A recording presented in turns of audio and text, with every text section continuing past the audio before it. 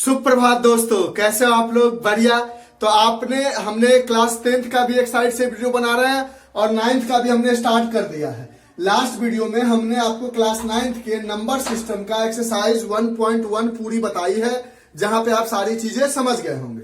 Exercise 1.2 में basically हम आपको इस एक्सरसाइज में ये समझाएंगे कि how to represent rational number and irrational number on number line.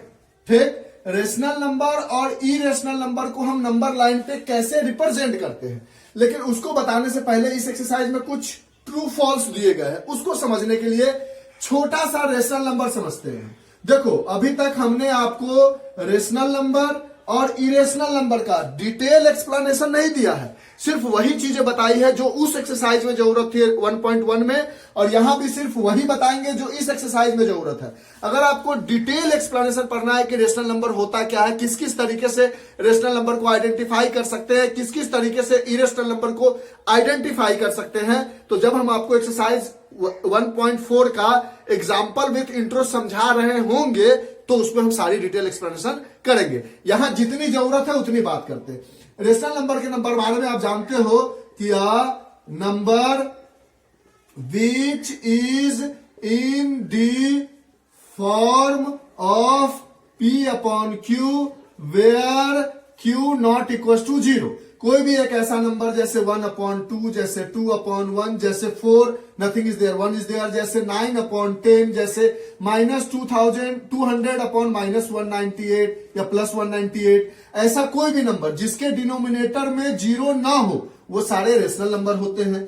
Irrational number अभी के लिए इस एक्सरसाइज में जो काम बन जाएगा उसके अकॉर्डिंग, इरेशनल नंबर वैसे नंबर जिसका स्क्वायर रूट नहीं निकाल सकते, जैसे √3 का आप स्क्वायर रूट नहीं निकाल सकते तो ये हो गया इरेशनल नंबर। जैसे √4 का आप निकाल सकते हो 2 तो ये हो गया रेशनल नंबर। जैसे √9 का आप निकाल सकते हो 3 तो ये हो गया रेशनल नंबर, ये इरेशनल नहीं हुआ। जैसे √5, जैसे √6, जैसे √7, जैसे √8, जैसे √10, जैसे √11, जैसे रूट में कोई भी पॉजिटिव वैल्यू, क्योंकि निगेटिव की बात तो हमें क्लास 11th में करनी है।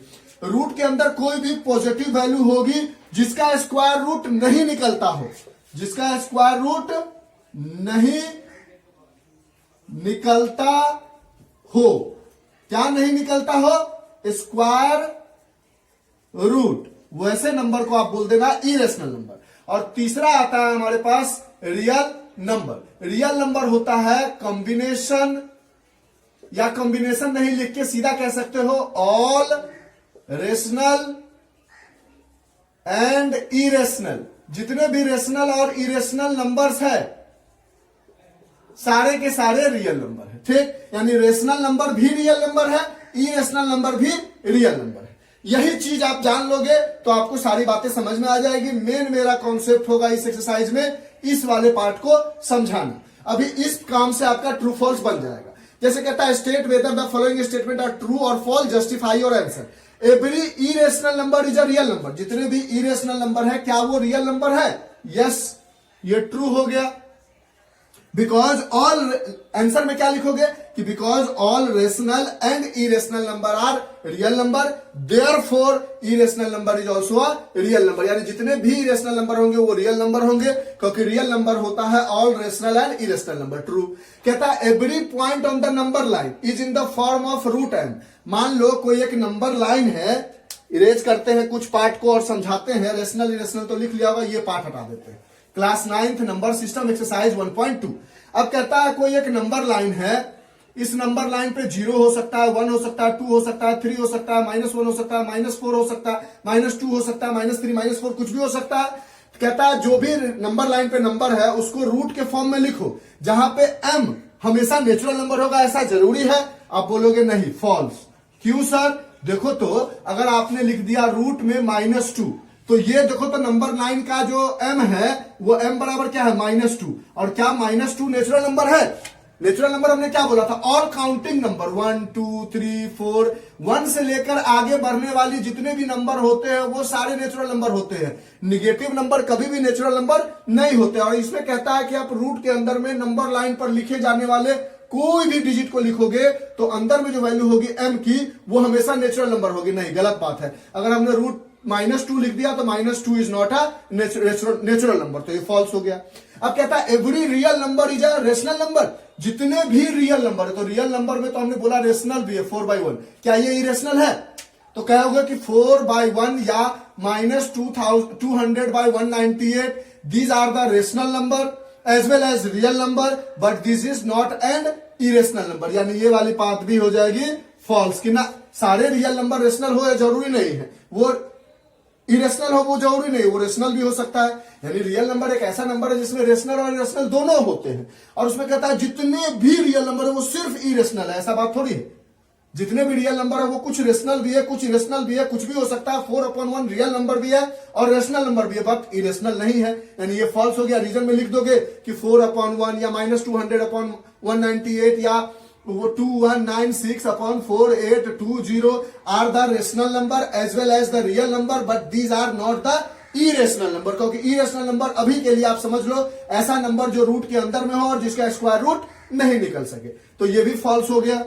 और इसका रीजन लिख दोगे इसमें से कोई भी एक नंबर उठा के। अब सेकेंड नंबर क्वेश्चन पूछता है are the square root of all positive integer, कोई भी पॉजिटिव इंटीजर उठाओ, जैसे 5, जैसे 9, इंटीजर इरेशनल, जितने भी पॉजिटिव नंबर का स्क्वायर रूट करोगे सारे इरेशनल होंगे, बिल्कुल नहीं। रूट 4 का स्क्वायर रूट करोगे ये 2 आ जाएगा और 2 is not irrational, it is a rational. Root 9 का स्क्वायर रूट करोगे ये 3 आ जाएगा and this is not a irrational, this is rational. क्योंकि रेशनल नंबर ऐसा होता है जिसका स्क्वायर रूट निकल सके, वो रूट से बाहर आ सके, और इरेशनल ऐसा होता है जो रूट से बाहर नहीं आ सके, आना भी हो तो डेसिमल में आए। तो root 9, root 4 are the number that are inside the square root as well as 9 is a positive number, but the square root of 9 is 3, because of that root 9 became a rational number, it is not a irrational number, यानी ये भी false हो जाएगा। Example में लिख दोगे root 9 is equals to 3 and this is a rational number not a irrational number, or where 9 is a positive number as well as square root of 9 is 3 but it not includes inside a irrational number। बोलो ये concept समझ में आ गया? अब देखो YouTube पे slow करने का भी ऑप्शन है, तो बहुत सारी चीजें हम वर्बली बोल जा रहे हैं क्योंकि ये सारी कॉन्सेप्ट आप ऑलरेडी समझ गए हो, तो आपको प्रॉब्लम नहीं होगी। यानी फर्स्ट क्वेश्चन का ट्रू फॉल्स समझ में आ गया। सेकंड क्यों फॉल्स है, कहता है कोई भी स्क्वायर रूट का नंबर ले लो, आपके पास कहता है कोई भी उठा लो, जैसे आपने रूट 10 उठाया तो आप बोलोगे हाँ सर इसके अंदर तो ये इरेशनल है, लेकिन अगर हमने रूट 9 उठा लिया, रूट 16 उठा लिया, रूट सपोज 121 उठा लिया, तो इसकी स्क्वायर रूट 3 है, इसकी स्क्वायर रूट 4 है, इसकी स्क्वायर रूट 11 है, और ये सारे इरेशनल नहीं है, ये सारे क्या है, रेशनल है। और कहता है रूट के अंदर कोई भी पॉजिटिव नंबर डालने पर वो इरेशनल ही नंबर होगा, ऐसा कोई जरूरी है नहीं। तो कहता है ऐसा कोई एग्जाम्पल बताइए जिससे ये पता चल सके कि वो इरेशनल नहीं रेशनल है। तो बहुत सारे एग्जाम्पल हमने लिख दिए। तो ये आपका पहला क्वेश्चन होता है कंप्लीट, पहला और दूसरा। अब हम आते हैं इसके मोस्ट इंपॉर्टेंट, जो इस वीडियो में हम आपको बताने की कोशिश कर रहे थे। जो भी पार्ट है आप उसको नोट डाउन कर सकते हो, लिख सकते हो, कोई भी डाउट होगा आप कमेंट कर सकते हो। अब इसके मेन पार्ट पे आते हैं जो आज हमको आपको समझाना है। अब आ जाते हैं इसके मेन पार्ट पे, how to represent rational number and irrational number on number line. अब ये मत कह देना कि सर रेशनल इरेशनल के बारे में तो हमारे सर ने बहुत सारी चीजें बताई है, आपने तो सिर्फ बता दिया कि जो रूट से बाहर नहीं निकल सकता उसको इरेशनल बोल दो। तो हमने अभी अभी बताया ना कि इसका डिटेल एक्सप्लेनेशन हम आपको एक्सरसाइज 1.4 के इंट्रो विथ एग्जांपल में समझाएंगे। अगर आपको जल्दी जल्दी करना है तो वहां तक जब हम पहुंचेंगे तो आप देख सकते हो। अभी के लिए इतना ही काम था तो हमने आपको बता दिया। अब उठता है कि रेशनल नंबर और इरेशनल नंबर को नंबर लाइन पे कैसे रिप्रेजेंट करें। तो पहले रेशनल नंबर के बारे में समझते हैं जो बहुत आसान है।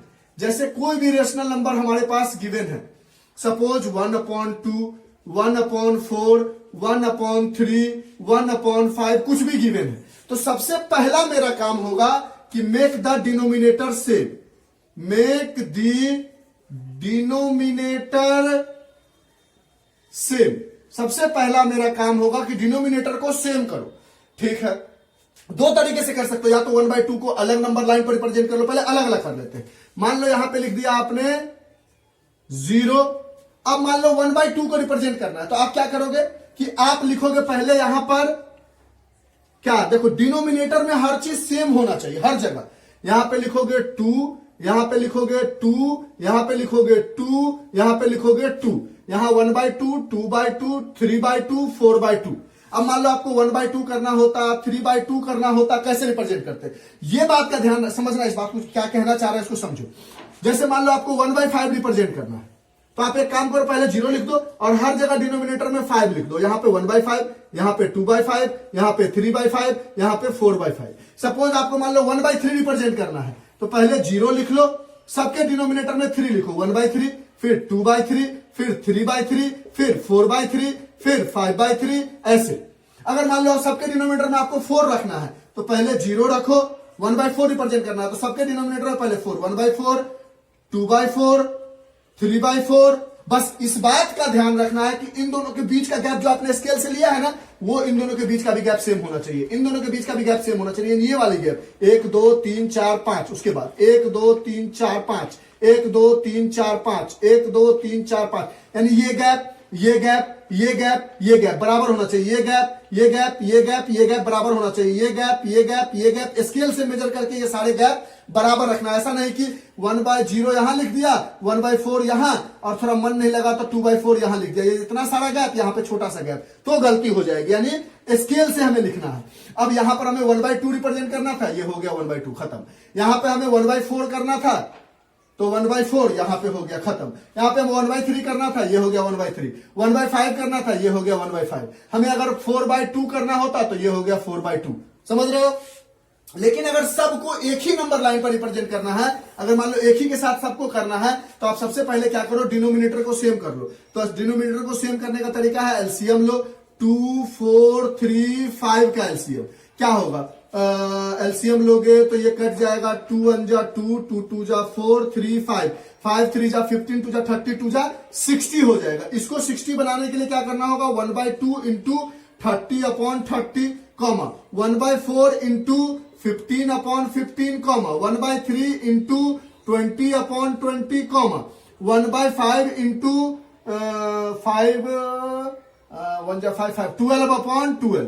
ये बन जाएगा हमारे पास 30/60, ये बन जाएगा 15/60, ये बन जाएगा 20/60, ये बन जाएगा 12/60। अब आप क्या करोगे कि एक नंबर लाइन ड्रॉ करोगे, उस नंबर लाइन पे पहले 0 लिखोगे, अब हर जगह लिखोगे 1/60, फिर 2/60, 3/60, क्योंकि सबके डिनोमिनेटर सेम है। इसी तरह ये सब गैप को सेम रखते हुए 4/60, 5/60, 6/60 तब तक लिखोगे जब तक 30/60 ना मिल जाए, 15/60 ना मिल जाए, 20/60 ना मिल जाए और 12/60 ना मिल जाए। और अलग अलग रिप्रेजेंट करना है तो डायरेक्ट आप ऐसे रिप्रेजेंट कर सकते हो। यानी ओवरऑल तरीका यही था कि नंबर लाइन लेना है 0 1 2 3 4, एक अगर सीधा होल नंबर जैसा या नेचुरल नंबर है तब तो ऐसे रिप्रेजेंट कर लो। अगर फ्रैक्शन में है, जैसे मान लो किसी को भी रिप्रेजेंट करना है, रैंडम उठा लिया हमने 7/5, तो कुछ नहीं करना है, एक नंबर लाइन ड्रॉ करो, यहां 0 लिखो, यहां लिखो 1/5, फिर 2/5, फिर 3/5। बस ये ध्यान रखना है कि ये दूरी,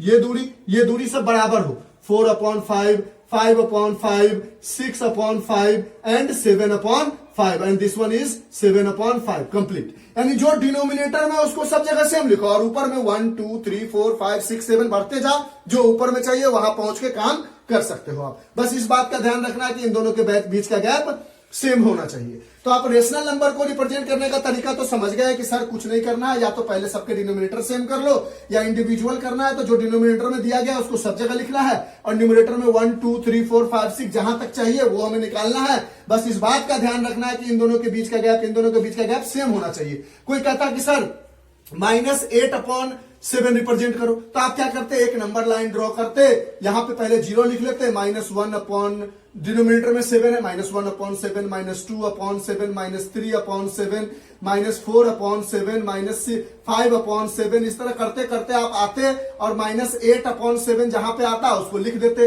यानी ऊपर में -1, -2, -3, -4 और नीचे में हर जगह 7 7 7 7 7।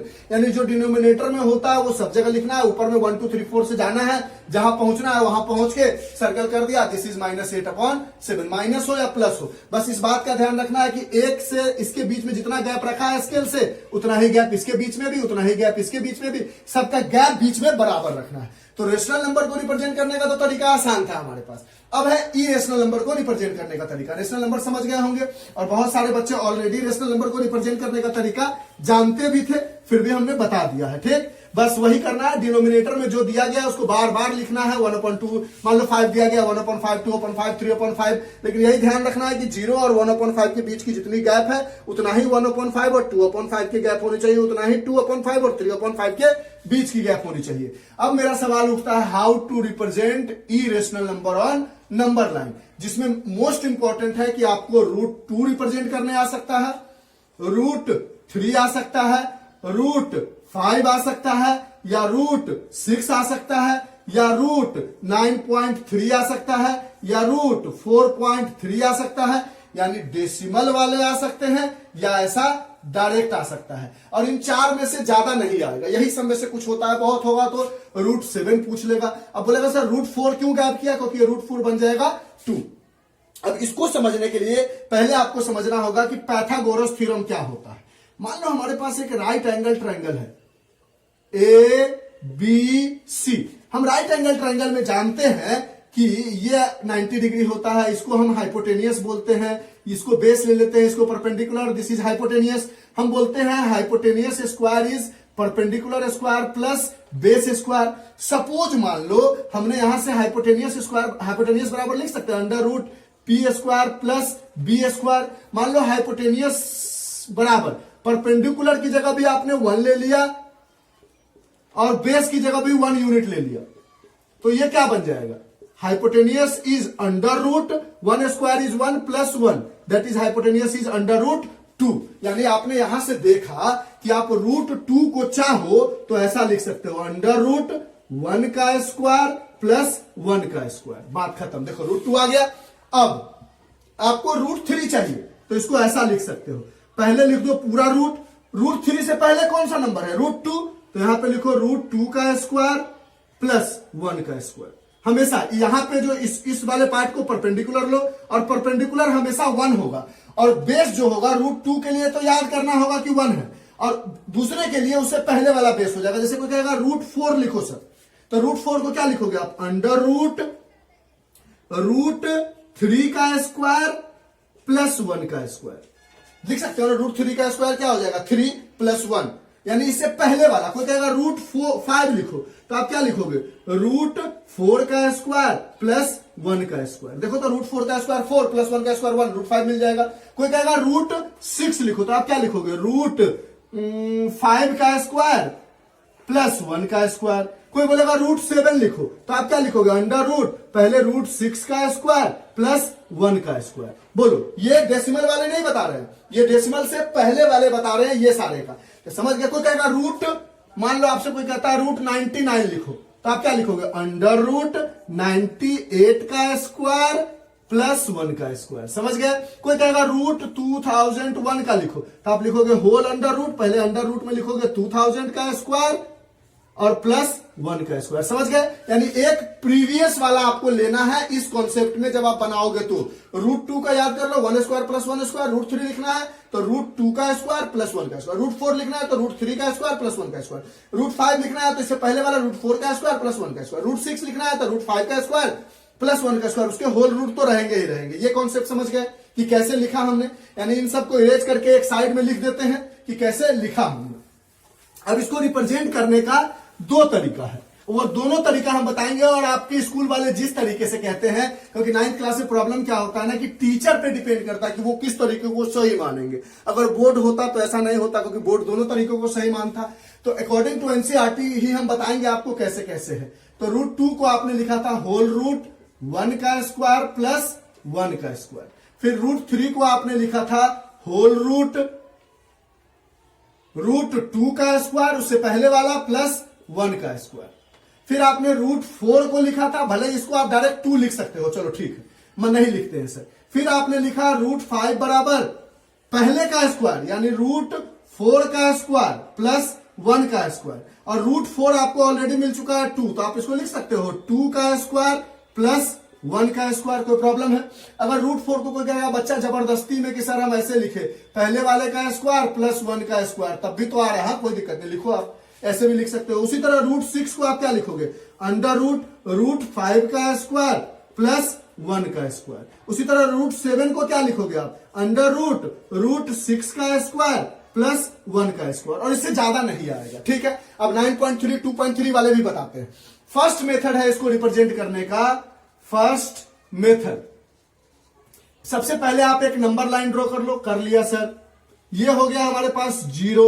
अब देखो इसमें ये पहले वाला हमेशा बेस लो, ये हमेशा बेस होगा, ये हमेशा बेस होगा, ये हमेशा बेस होगा, ये हमेशा बेस होगा, ये हमेशा बेस होगा, ये हमेशा बेस होगा। और परपेंडिकुलर हर केस में 1 है, परपेंडिकुलर हर केस में 1 है, परपेंडिकुलर हर केस में 1 है, कहीं भी देख लो बेस चेंज हो रहा है। पहले वाला √2 आपने देखा, तो बेस क्या है? 1, तो आपने नंबर लाइन पे 1 सेंटीमीटर का आर्क पर ऐसे कट कर लिया। फिर आपके पास 1 परपेंडिकुलर है, तो आपको क्या करना है, क्योंकि ये राइट एंगल ट्रायंगल में वैलिड है, तो 1 पे कंपास को ऐसे खोल लेना है और 1 पे रख के एक सेमी सर्कल ड्रॉ कर लेनी है। 90 डिग्री बनाना जानते हो आप, ऐसे रख के 1 पे, देखो 1 पे ऐसे रखा, एक सेमी सर्कल ड्रॉ किया, यहां पे रखा, पहला कट लगाया, ये बन गया 60 डिग्री। यहां से दूसरा कट लगाया, दिख रहा है आपको, यहां से दूसरा कट लगाया, ये हो गया 120 डिग्री। 60 डिग्री पर रख के एक कट लगाया और 120 डिग्री पर रख के एक कट लगाया और इसको मिला दिया, ये हो गया 90 डिग्री। कैसे बनाते थे? एक लाइन ड्रॉ करते थे, कंपास को किसी भी मुंह का खोलकर यहां पे रख के, इस जगह कंपास की नीब को रख के जो खोला है उससे सेमी सर्कल बनाते थे, यहां पे कंपास की नीब को रखते थे, पहला कट 60 डिग्री, फिर यहां पे कंपास की नीब को रख के दूसरा कट 120 डिग्री, फिर कंपास की नीब को एक बार यहां रख के ऊपर आर्क और यहां रख के इधर आर्क, और ये ड्रॉ कर देते थे, 90 डिग्री हो जाता था। हमने कंस्ट्रक्शन का बेसिक भी समझाया, उसमें भी देख सकते हो। अब परपेंडिकुलर कितना है हमारे पास? 1, तो 1 सेंटीमीटर का आर्क खोल लो स्केल से मेजर करके और यहां रख के काट दो और इससे इसको मिला दो, ये हो गया आपके पास √2। प्रूफ चाहिए तो देखो ये 1 है, ये भी 1 है, और आपने ये 90 डिग्री बनाया है, तो कह सकते हो √2 का स्क्वायर इज इक्वल टू 1 का स्क्वायर प्लस 1 का square, that is √2 is equal to under √1 square plus 1 square, that is √2 बराबर √2 आ गया, यानी प्रूफ भी हो गया। ठीक, अब आपको रिप्रेजेंट करना है √3, तो क्या करोगे? इसी को थोड़ा आगे बढ़ा लो ऐसे डॉट करके, और इसको थोड़ा ऐसे डॉट करके आगे बढ़ा लो। क्यों? क्योंकि √3 का बेस क्या है? √2। अब इस लाइन को आप सीधी लाइन समझो, यहां पे कंपास की नीब को रखा और यहां से एक आर्क ड्रॉ करो, इस लाइन पर ड्रॉ कर लिया, एक कंपास की नीब को यहां रखा होगा, ऐसे करके आर्क ड्रॉ किया, फिर यहां पे कंपास की नीब रखो, एक 60 कट करो, फिर यहां पे कंपास की नीब रखो, यहां 120 कट करो, फिर यहां पे कंपास की नीब रख के एक आर्क और यहां पे कंपास की नीब रख के एक आर्क, और इसको आगे की तरफ बढ़ा लो। फिर देखो परपेंडिकुलर क्या है? 1, फिर 1 का आर्क खोलो, यहां पे कंपास की नीब रखो, यहां से 1 कट कर लो और इसको ऐसे मिला दो। ये वाली लाइन जो है ये हो गई आपके पास √3। अब आपको √4 बनाना है, फिर इसको एक सीधी लाइन ले लो, यहां पर एक 90 डिग्री ड्रॉ कर लो, कंपास से एक कट यहां एक कट यहां, ये 90 डिग्री, फिर इसको 1 सेंटीमीटर काट लो क्योंकि परपेंडिकुलर 1 है, इसको मिला दो, ये हो गया √4। फिर √5 बनाना है, तो यहां पर इस लाइन को √4 को एक बड़ी सी लाइन लेते हुए इस पर 90 डिग्री बना लेना है, ऐसे करके इसको आगे की तरफ बढ़ा लेना है, फिर इसका परपेंडिकुलर 1 है, इसको कट कर लेना है, ऐसे मिला देना है, ये हो गया हमारे पास √5। बोलो बात समझ रहे हो? फिर √6 बनाना होगा, तो √5 वाली लाइन को सीधी लेनी है, यहां पर एक 90 डिग्री ड्रॉ करनी है और ये ऐसे 90 डिग्री आगे की तरफ बढ़ेगा, इसको 1 सेंटीमीटर काट लेना है, फिर ये हो गई √6। जब इसी तरह बनाते जाओगे तो ये स्क्वायरल की तरह बन जाएगा, स्क्वायरल केज की तरह बन जाएगा। इसी तरह √7 बनाओगे, यहाँ पे 90 डिग्री बनाओगे, ये कट करोगे, ऐसे कट होगा, आगे की तरफ बढ़ेगा, 1 सेंटीमीटर काटोगे, ऐसे आएगा, यानी ये घूमते घूमते घूमते घूमते घूमते घूमते घूमते घूमते घूमते घूमते ऐसे बनता चला जाएगा। And this is the first method to represent any number on number line. अब बच्चों को प्रॉब्लम ये हो रही होगी कि सर 90 डिग्री कैसे ड्रॉ करें? देखो ये लाइन ड्रॉ कर लो, यहाँ पे कंपास की नीब रखो, कोई भी एक मेजर का कंपास खोल लो, यहाँ पे कंपास की नीब को रखते हुए, यहाँ पे कंपास की नीब को रखते हुए एक सेमी सर्कल ड्रॉ कर लो, कर लिया, यहाँ पे कंपास की नीब को रखते हुए एक सेमी सर्कल, यहाँ पे कंपास की नीब को रखते हुए पहला आर्क, और यहां पर कंपास की नीब को रखते हुए उसी सेम आर्क से दूसरा आर्क, फिर यहां पे कंपास की नीब रख के एक कट और यहां पे कंपास की नीब को रख के एक कट, ये 90 डिग्री है। तो हर लाइन पर हमें बेस को चेंज करना है। जैसे √2 बनाना था तो 0 1 पे 90 डिग्री बना लिया और आगे की तरफ बढ़ा के 1 काट लिया। अगर हमें √3 रिप्रेजेंट करना था तो इस लाइन पे 90 डिग्री बनाया, इस पॉइंट पे यहां पे 90 डिग्री बना लिया और इसको आगे बढ़ा के 1 काट के ऐसे √3 मिला दिया। और ये फर्स्ट मेथड है to represent √2, √3, √4, √5, √6, √7 on number wise. Second method कहता है कि कुछ मत करो। सेकेंड मेथड में कहता है कि आपके पास या तो √9.3 हो तब भी, या √4.3 हो, या कुछ भी हो, आप एक काम करो, एक लाइन ड्रॉ कर लो। ये लाइन का नाम दे दो AB। ये सेकेंड मेथड है। सेकेंड मेथड, पहला मेथड तो समझ में आ गया। देखो बारीकी से देखोगे ना तो चीजें पकड़ में आ जाएगी। आप एक बार नहीं आएगा, दूसरी बार देखना, दूसरी बार नहीं आएगा, तीसरी बार देखना, आपको समझ में आ जाएगा। अब एक काम करो, AB वही लाइन ड्रॉ करो जो रूट के अंदर है। किसी का भी एग्जांपल उठा लो, मान लो आपने √2 को रिप्रेजेंट किया था, 2 सेंटीमीटर का एक लाइन ड्रॉ करो। उसके बाद अपने मन से हमेशा ऑलवेज यहां पर 1 सेंटीमीटर का लाइन ड्रॉ कर लो। इस पॉइंट को दे दो C, ये 1 सेंटीमीटर। इस AC लाइन का perpendicular bisector more than half लिया आपने, स्केल को खोल लिया, मोर देन हाफ। मान लो यहां पर पॉइंट B है और ये पॉइंट C है, ये हमेशा 1 यूनिट होगा, हमेशा। अब ये है 2 यूनिट, क्योंकि आप √2 को रिप्रेजेंट कर रहे हो। अब AC का परपेंडिकुलर बाइसेक्टर ड्रॉ करो, एक कट इधर, एक कट इधर। परपेंडिकुलर बाइसेक्टर ड्रॉ करने के लिए मोर देन हाफ लेते हो, एक इधर एक इधर, वही सेम चीज लेते हुए C पर रखो और एक कट इधर और एक कट इधर मिला दो और इस दोनों लाइन को आगे बढ़ाओ। ये लाइन AC को कहीं ना कहीं कट कर रही होगी। यहां पे कंपास की नीब रख के, यहां पे पेंसिल की नीब रख के और ऐसे घुमा दो, ये एक सेमी सर्कल बन जाएगी, ठीक। और उसके बाद इस पॉइंट B पर 90 डिग्री ड्रॉ करो, छोटा सा कंपास खोलो, ऐसे इसको आगे की तरफ बढ़ाओ, पहला कट लगाओ, दूसरा कट लगाओ, फिर ये 90 डिग्री बनाओ। ये जहां पे टच कर रही होगी उससे आगे की तरफ इस पॉइंट पे कंपास की नीब रख के आगे की तरफ बढ़ा दो और इस लाइन को एक्सीड कर दो। ये पॉइंट हो गया √2।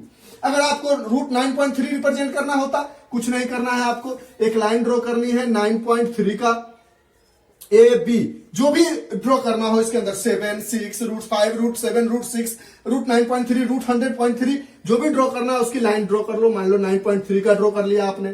फिर आप एक काम करो, अपने मन से 1 यूनिट बढ़ा लो, ये पॉइंट C दे दो, ये हमेशा 1 होगा। अब क्या करो, AC का perpendicular bisector more than half लो, एक कट इधर लगाओ, A से एक कट इधर लगाओ, फिर C पर कंपास को रख के एक कट इधर लगाओ, एक कट इधर लगाओ। इस दोनों पॉइंट को आगे की तरफ मिला दो, ये कहीं ना कहीं AC को कट करेगा। यहां पे कंपास की नीब रखो और यहां पे पेंसिल की नीब रख के एक सेमी सर्कल ड्रॉ कर लो। फिर पॉइंट B पर 90 डिग्री ड्रॉ करो, एक छोटा सा आर्क लेके सेमी सर्कल बना लिया। B पे कंपास को रख के, यहां पे कंपास रख के पहला कट लगाया 60 डिग्री, फिर यहां पे कंपास को रख के दूसरा कट लगाया, फिर कंपास को 60 डिग्री पे रख के एक आर्क इधर लिया और 120 डिग्री पे रख के एक आर्क इधर लिया। ये कहीं ना कहीं इस सेमी सर्कल को टच कर रहा होगा। जहां टच कर रहा होगा B कंपास की नीब को B पर रखो और यहां से इसको आगे की तरफ बढ़ा दो। ये हो गया हमारे पास √9.3। तो इस तरीके से हम रेशनल नंबर और इरेशनल नंबर को नंबर लाइन पे रिप्रेजेंट कर सकते हैं। एक मेथड तो ये हो गया और एक मेथड हो गया डायरेक्टली ये वाली मेथड। जो मेथड आपको समझ में आती है वो मेथड कर लो। इस मेथड में डायरेक्ट जो भी चीज रूट के अंदर दिया गया उतनी बड़ी लाइन, फिर 1 सेंटीमीटर का लाइन, फिर जो टोटल लाइन आती है उसका परपेंडिकुलर बाइसेक्टर, उस परपेंडिकुलर बाइसेक्टर की मदद से सेमी सर्कल, फिर जो पॉइंट B पर है उस पॉइंट पर एक 90 डिग्री उस सेमी सर्कल को जहां टच करती है कंपास की नीब को यहां रख के एक आर्क ड्रॉ कर देना है। जहां कट करेगा लाइन को बढ़ाने पर वो रिप्रेजेंटेशन हो जाएगा 9.3, 4.2, 4.3, 9.5, कुछ भी जो भी होगा उसके अकॉर्डिंग। और पहला तरीका था कि इस तरीके से आपको लिख के पहले बार में बेस को 1, दूसरे बार में बेस को √2, तीसरे बार में बेस को √3, चौथे बार में बेस को √4, पांचवें बार में बेस को √5। अब कभी कभी बच्चा कहता है कि सर हमें डायरेक्ट अगर √3 रिप्रेजेंट करने आ गया, समझना थोड़ा सा और कॉन्सेप्ट, ये वाला चीज तो समझ गए, इसमें तो आप डायरेक्टली कर सकते हो, ठीक है सर। दूसरा मेथड जो आपने बताया वो बहुत इजी था, लेकिन मान लो पहला मेथड में हमें कोई कहता है √3 रिप्रेजेंट करो, तो पहले आपको एक नंबर लाइन ड्रॉ करनी होगी 0, फिर 1, फिर 1 पे एक 90 डिग्री ड्रॉ करना होगा, आगे बढ़ाना होगा, ऐसे कट करना होगा। ये हो गया √2। अब √2 को बेस लेते हुए यहां पर एक 90 डिग्री ड्रॉ करनी होगी और इसको आगे बढ़ाना होगा 1 काट के √3, यानी √3 भी हो तब भी √2 रिप्रेजेंट करना होगा और √2 हो तब तो √2 रिप्रेजेंट करना ही है। लेकिन अगर कोई आपसे डायरेक्ट √5 पूछ ले तो आप √2, √3, √4 रिप्रेजेंट मत करो। देखो तो √5 को आप लिख सकते हो 2² + 1², तो एक लाइन ड्रॉ करो, यहाँ पे ले लो 0, यहाँ पे 1, यहाँ पे 2। अब 90 डिग्री कहां पे बनाओगे, क्योंकि बेस 2 आ रहा है, इससे पहले √4 था, √4 को 2 लिख सकते थे, तो 2 पर एक छोटी सी आर्क बनाकर ये 60, ये 120, यहां कट करोगे 90 डिग्री आगे बढ़ाओगे और यहां से 1 सेंटीमीटर का आर्क लेके 0 से इसको मिला दोगे, तो ये वाली पोर्शन हो गई 1 और ये वाली पोर्शन हो गई 2 और ये हो गई √5, यानी √2 √3 में से कोई भी आया तो दोनों को रिप्रेजेंट करना पड़ेगा। √2 आया तब तो एक रिप्रेजेंट कर लेंगे, √3 आया तो √2 पहले, उसके बाद √3, √4 को रिप्रेजेंट करने आएगा तो √4 बराबर डायरेक्ट 2 लिख के और ऐसे कर दोगे, बोलोगे 0 1 2 और ये दोनों के बीच का गैप, इन दोनों के बीच का गैप सेम रहेगा, ये हो जाएगा आपके पास √4 दैट इज 2, खत्म। लेकिन अगर √5 आएगा तो आप डायरेक्टली इन √2 √3 √4 ना रिप्रेजेंट करते हुए भी डायरेक्टली आप √5 को भी रिप्रेजेंट कर सकते हो। अगर √6 आ गया तो अब आपको 5 पे एक नंबर लाइन ड्रॉ करना होगा, 5 को आगे डॉटेड बढ़ा के यहां पर एक 90 डिग्री ड्रॉ करनी होगी, कंपास को नीब को यहां रख के इस जगह पर पहला कट, फिर दूसरा कट, फिर ये 90 डिग्री इसको आगे बढ़ाओगे और 1 कट करोगे और इसको मिलाओगे, ये हो जाएगा √6। यानी √5 √6 में से कुछ भी आ गया √6 तो पहले √5 रिप्रेजेंट करो, फिर √6 रिप्रेजेंट करो। अगर √7 आ गया तो पहले √5 फिर √6 फिर √7, फिर √6 के लाइन को आप लोगे और इस पॉइंट पर 90 डिग्री बनाओगे और ये जहां कट होगा आगे उसको मिलाओगे, वो √7 होगा। यानी आपको ज्यादा से ज्यादा √2 √3 या √5 पूछा जा सकता है। और शॉर्टकट मेथड तो आप जानते हो, √7 है तो 7 सेंटीमीटर का एक लाइन ड्रॉ कर लो, ये 7 सेंटीमीटर है, यहां से एक 1 सेंटीमीटर का लाइन ड्रॉ कर लो, इस पूरे AC का परपेंडिकुलर बाइसेक्टर ड्रॉ कर लो, इससे एक सेमी सर्कल बना लो और B पॉइंट पर 90 डिग्री ड्रॉ कर लो, जो सेमी सर्कल को कहीं ना कहीं कट करेगी। B पर कंपास को रख के यहां रख के इसको आगे की तरफ बढ़ा दो और जहां पे मिलेगा ये हो जाएगा √7। तो दूसरा तरीका तो बहुत आसान है, पहला तरीका में थोड़ा कॉम्प्लिकेशन है, तो आप इसको देखना, आपको हमें बिलीव है कि आपको अच्छे से समझ में आया होगा। तो इस तरह से हमने एक्सरसाइज 1.2 कंप्लीट किया, जिसमें हमने स्पेशली बताया how to represent rational number and irrational number on number line. कोई भी डाउट कमेंट बॉक्स में कमेंट करो, नहीं डाउट है तो अच्छा कमेंट करो, डाउट है कोई भी एंगल बनाने में कुछ भी कंफ्यूजन है तो आप कमेंट करके फिर से पूछ सकते हो। आज के लिए इतना ही, bye, have a nice day.